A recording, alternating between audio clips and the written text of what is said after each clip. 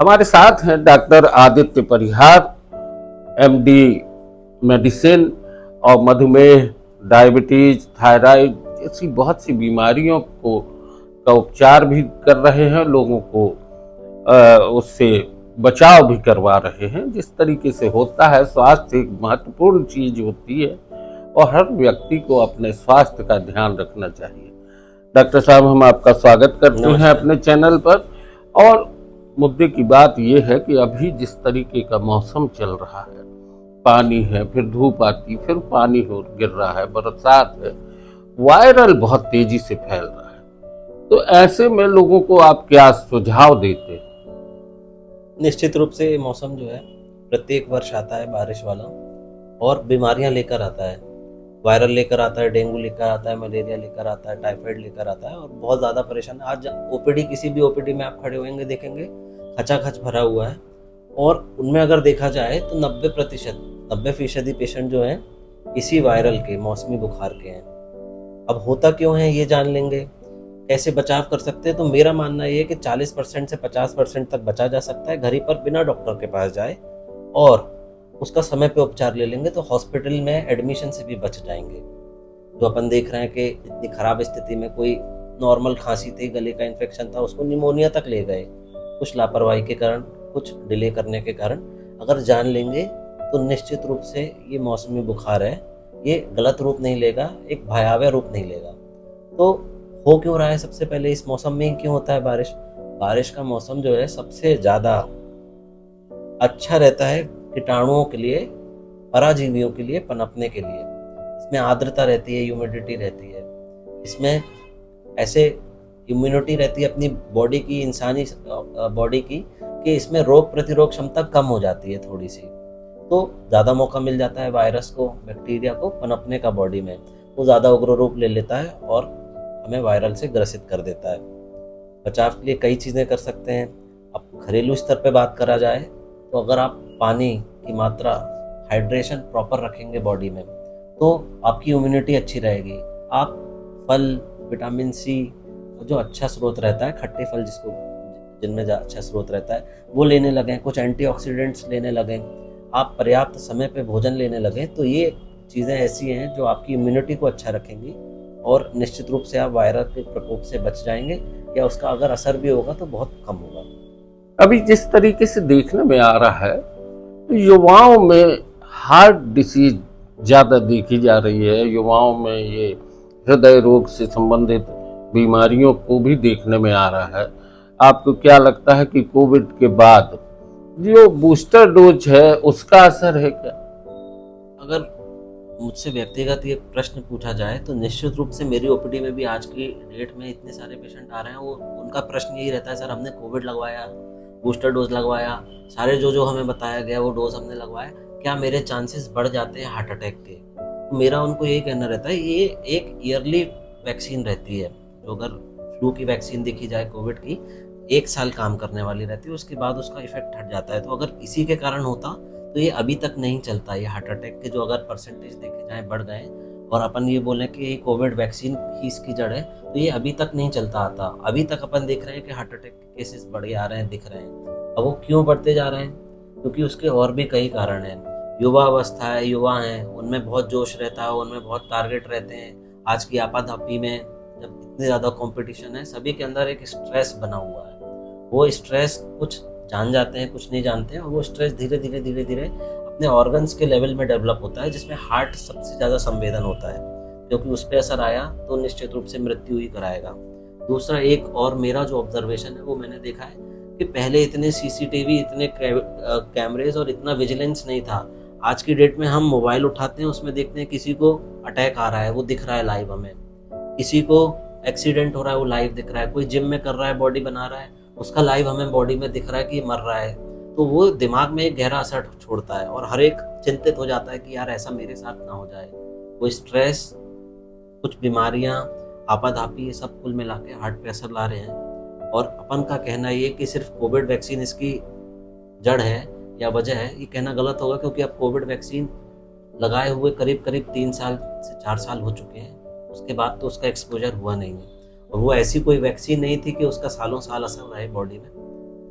तो सीधे यानी तनाव जो है वो कहीं ना कहीं हार्ट का एक बड़ा कारण बन सकता है, हृदय रोग से संबंधित। और खासकर युवाओं में जिस तरीके से देखा जाता है, कैरियर को लेकर भी बड़ी चिंताएं हैं, तरह तरह से परेशान है, और ये एक वजह हो सकती है। तो इसके लिए बचाव सुझाव जो होते हैं वो समय समय पर डॉक्टर से मिलना जरूरी है। निश्चित रूप से आपको ये जानना पड़ेगा सबसे पहले तो कि आपके परिवार में हार्ट से ग्रसित कितने लोग हैं। आपके माता पिता, आपके दादा दादी, या आपके कोई फर्स्ट जनरेशन वाले आकस्मिक मौत से तो नहीं हुआ जूझे हैं, एकदम से मृत्यु तो नहीं हुई, क्योंकि एकदम से मृत्यु ज़्यादातर कारण हृदय रोग से संबंधित रहता है। मेरे खुद के एक्सपीरियंस में, मेरी ओपीडी में, मेरे हॉस्पिटल्स में सडन अटैक किसी उसको ही आया है जिसकी ऑलरेडी हिस्ट्री रही हो। कुछ विरले 1-8% केस होंगे जिनमें कम हिस्ट्री रही हो। तो हिस्ट्री बहुत ज़रूरी है। आपके अगर माता पिता को है शुगर, बीपी, हार्ट का रोग, लकवे का रोग, तो आपको चांस अपने आप बढ़ जाते हैं। और ऐसे हमारी गाइडलाइंस, ऐसी हमारी मेडिकल बुक्स, ऐसा हमारा एक्सपीरियंस कहता है। तो अगर आपके घर में, परिवार में, first generation, first blood line में अगर ऐसा है तो आपको ज़्यादा चौकन्ना रहना है, सजग रहना है। और अकस्मात मौत ऐसा नहीं रहता है, वो छुपी हुई बीमारियां एकदम से अपना उग्र रूप लेती हैं, और वो अपन को एकदम से जब जनमानस देखता है, जनता देखती है, तो वो कहती है अचानक से वो फला आदमी मर गया। जबकि वो ऐसा रहता है कि उसने कई बार नजरअंदाज किया होगा, कभी उसको चक्कर आए होंगे, कभी वो बेहोश हुआ होगा, उसने सोचा होगा ये ऐसे ही रहा होगा, और वो जोड़ जोड़ के अचानक मौत का कारण बना। अच्छा, ये साइलेंट अटैक ये क्या है? देखिए, अमूमन हार्ट अटैक जो होता है वो एक पिक्यूलियर टिपिकल सिम्टम के साथ होता है। हमारी ओपीडी में, हमारी कैजुअलिटी में, हमारे हॉस्पिटल पेशेंट आता है, पसीने पसीने आता है, हार्ट में छाती को कुछ इस तरह से लेकर आता है, एकदम पीड़ा में आता है, उसका चेहरे से ही दिख जाता है कि बहुत ज़्यादा तेज दर्द में है। ये एक 90% पेशेंट्स हार्ट अटैक के जो होते हैं, मायोकार्डियल इन्फाक्शन के होते हैं, उनको ये सिम्टम आता है। लेकिन कुछ प्रतिशत केस ऐसे होते हैं जिनमें कुछ भी सिम्टम नहीं आता है, उनको हल्की गैस लगी या उनको हल्का दर्द हुआ या झुनझुनी महसूस हुई और वो अचानक से मर जाते हैं। या अचानक से देखते हैं जब ईसीजी किया, अरे इनका तो हार्ट अटैक है। तो जिस हार्ट अटैक में सिम्टम नहीं आया दर्द वाला, या जो उसके लिए सिम्टम के लिए जाना जाता है मायोकार्डियल इन्फेक्शन के, एकदम सांस फूल जाना, बेहोशी हो जाना, वो नहीं हो रहा है, तो वो साइलेंट हार्ट अटैक होता है। और वो डायबिटीज, ब्लड प्रेशर, थायराइड के मरीजों में कॉमन होता है।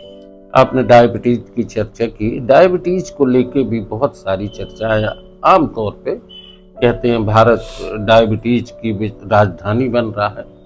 तो क्या भारत में ही ज्यादा डायबिटीज के रोगी देखने में आ रहे हैं? अभी हालिया 2025 का डाटा अगर देखा जाए, इसके पहले तक चाइना में सबसे अधिक मरीज थे डायबिटीज के। पूरे विश्व में किसी देश में देखा जाए तो सबसे ज़्यादा मरीज डायबिटीज के चाइना में थे। लेकिन ये अब बहुत अफसोस के साथ कहना पड़ रहा है कि भारत में सबसे ज़्यादा मरीज हो चुके हैं डायबिटीज़ के 2025 से।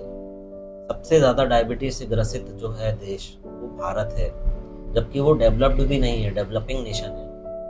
पहले ये माना जाता था कि मधुमेह रोग है जो एक अमीरों की बीमारी है, लेकिन आज की डेट में हम ये भी देख रहे हैं कि रिक्शे वालों को, गाँव वालों को, जो गरीब हैं, बीपीएल वाले हैं, उन तक को इंसुलिन लेनी पड़ रही है, डायबिटीज़ हो रही है, दवाई लेनी पड़ रही है।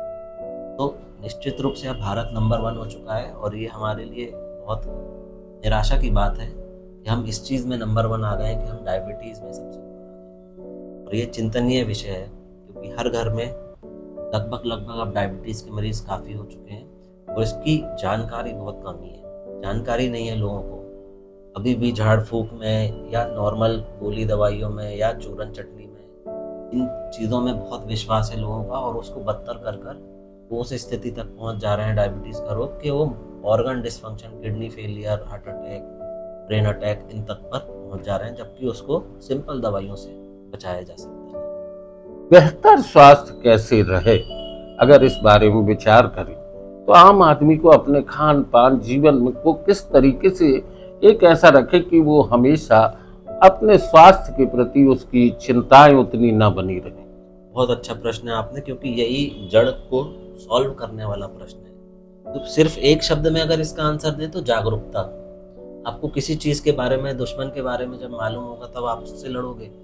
अभी तक बीमारी के बारे में पता ही नहीं है लोगों को। मधुमेह क्या होता है, कुछ नहीं, शुगर बढ़ जाना होता है, फिर यहाँ यूट्यूब में या कोई फला नॉन उसके लिए क्वालिफाइड है वो बता देगा कि भाई मीठे का तोड़ होता है नमकीन, तो नमकीन खाते जाओ, तो वो बीपी की एक और बीमारी उत्पन्न कर ले रहे हैं कि शुगर नहीं है, मीठा हो रहा है तो उसका तोड़ नमकीन निकालो।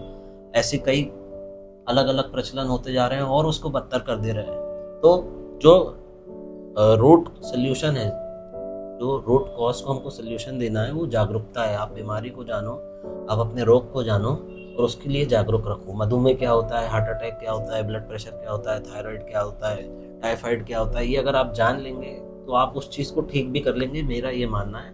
और बिना बेवजह का पैसा बर्बाद करते हुए, बेवजह का समय बर्बाद करते हुए, तो जागरूकता लानी पड़ेगी।